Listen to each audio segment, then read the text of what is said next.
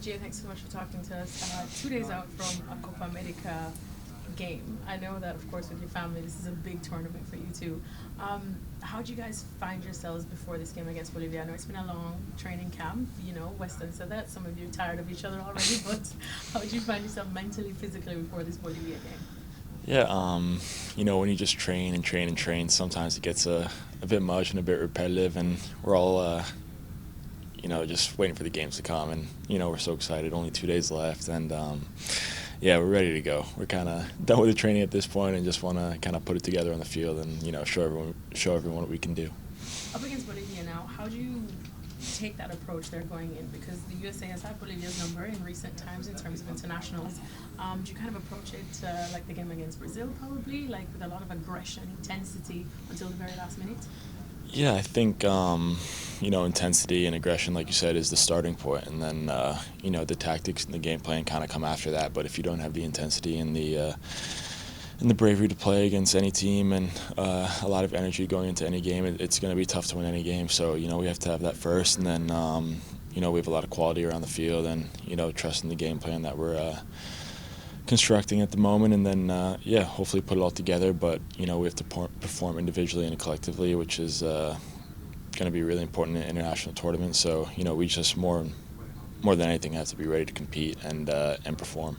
Well, after the loss against Colombia, Matt said that he wanted you guys to just be more intense. I'm sure you're probably tired of that word, but is that the number one thing you guys have worked on since that loss? I think it's we've worked on a lot of things. We've had a lot of time together, but it was something that we didn't really have to work on. It was just something that we knew we had to change immediately. So Colombia obviously lacked a lot of positive things that we needed to compete against them in that game. But I think in Brazil we put that right and showed a great team performance. But I think, like I said, more than anything, that's what we have to bring against Bolivia, and look to get 3 points and start the tournament off well. Do you give yourself an expectation or at least a goal for this tournament? I know some, like Matt, kind of says it's good to probably say, yes, I'm aiming for a semi-final. Others, like Christian said, he doesn't care about that. He thinks it doesn't really help you guys. Where do you stand in that? Yeah, I'm probably closer to what Christian said. I'm more sort of take it game by game, but at the same time trust in our team and our ability that we know we can make a deep run in this tournament. But all my goal right now is really just to prepare for Bolivia and get 3 points there, and then Panama and Uruguay do the same, and then get out and just take it one game at a time, and put together good performances. And if we do that, I believe we'll win games in the next round. And then I think, but we have to focus more on the things that we do well and perform well, and then we'll make a deep run in this tournament. So not look too far ahead, but take game by game, but we all know we can make noise in this tournament. So yeah.